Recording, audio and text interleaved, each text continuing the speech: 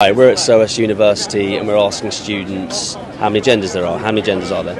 Lots and lots and lots. Infinite amount? Yes, as many as people want. Perfect. And is gender a social construct? Yes. Is it fluid? Yes. Okay. So what we're noticing is that a lot of people say the same thing. Mm-hmm. So let's apply this practically, because our audience wants to know practically how does this apply to society. So if a trans woman is convicted of an offence... Oh, it's one of these. See you later. One of what? Why is the trans lobby?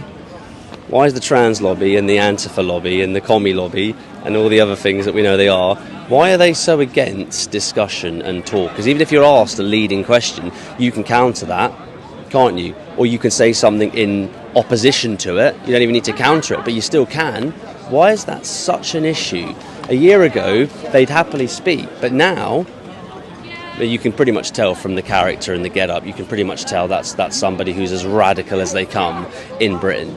Why wouldn't you want to talk? Why wouldn't you want to answer questions? When I talk about how children are now getting exposed to radical gender theory, that would have been another storming off point. Why wouldn't you want to talk about that? You've got women's safe spaces, you've got female sport, you've got jail time, and you've got exposure to this radical gender theory upon children. Why wouldn't you want to discuss those key areas? If you believe in what you're talking about and you believe in your cause, why on earth wouldn't you want to defend and talk about that? No, we're seeing it more and more. They just storm off.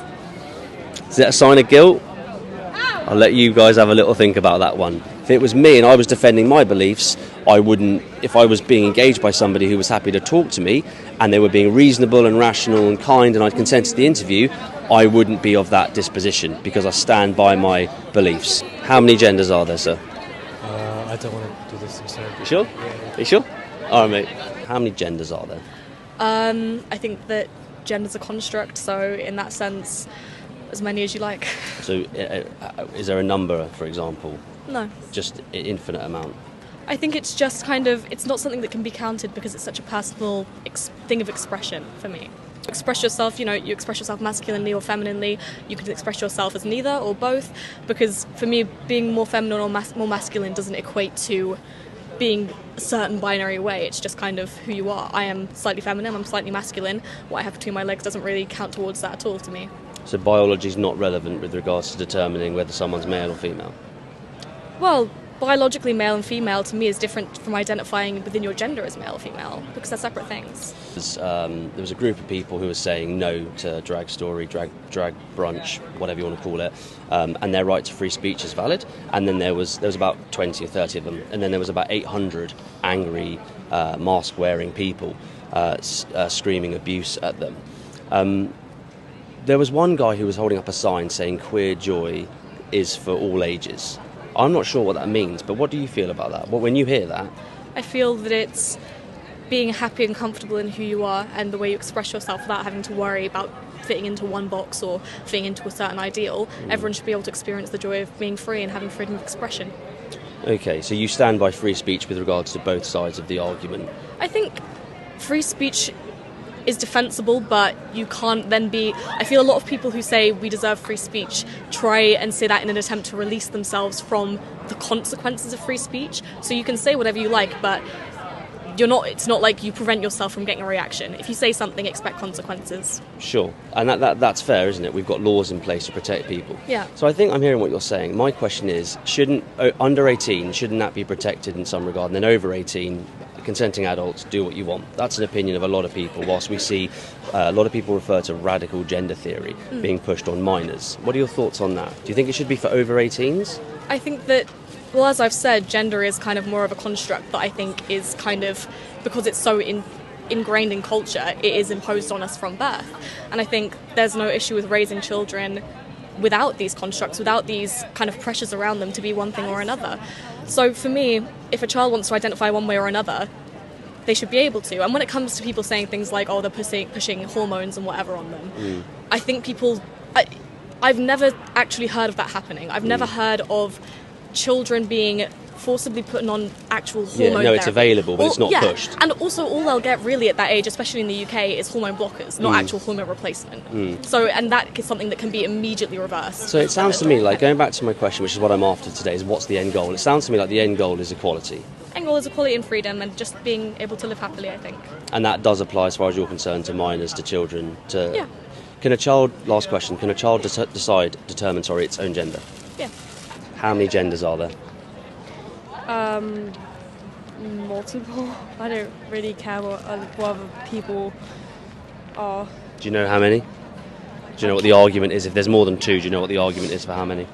I guess there's a history and tradition of like non-binary genders in multiple cultures. Like, for example, India, there's a history of a third gender. Most of the time, these are trans women. Thailand as well, history of a third gender. Yeah, there's a tradition of like transness. So there's more than two. Yeah. More than two. Yeah. If a trans woman, I just have to work this out in my own head, if a trans woman, so a biological male, was given a custodial sentence for a crime, should they go into a male or a female prison? A female, A female prison. of course, Why? because she's a woman. What? Okay. So would we agree that that individual would be a biological male if they're a trans woman? Is that what people are saying? Is that how you would say it? A trans woman's a woman. I personally wouldn't say that. You wouldn't. No. So, what is a woman? Don't really know how to explain it, but womanhood is a lot more than genitals and hormones. Go on. Sorry. Yeah, I think I'm with you. So, what's a woman then? Could you define it? Based on the analogy of a trans woman would go into a female prison. I don't know how to put it into words, really. But I don't think woman is reduced to biology, and I don't think bioessentialism is the best way to view gender. Could you define what a man is? Is it the same with a man as well? Could you define what a man is via biology, or no? No. So it would be other things that we'd look at to define. I guess the Yeah. gender fluidity argument actually stays away from the scientific side and says actually biology's got nothing to do with it. It's to do with other factors about how Yeah, I someone would feels. argue gender's more socially constructed than it's biologically determined. Do you believe gender's a social construct? Yeah. Do you believe that you could convince an adult that gender's a social construct and that gender is fluid and that it's non-binary? No, but I'm not particularly interested in convincing people of things. Sure. So, for people that...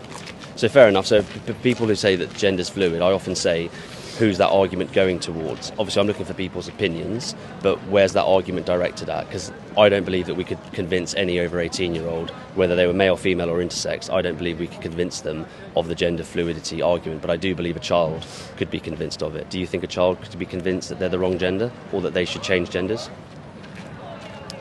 I think gender's very much an intimate thing. I think if someone feels like they were born in the wrong body, then they will feel that way.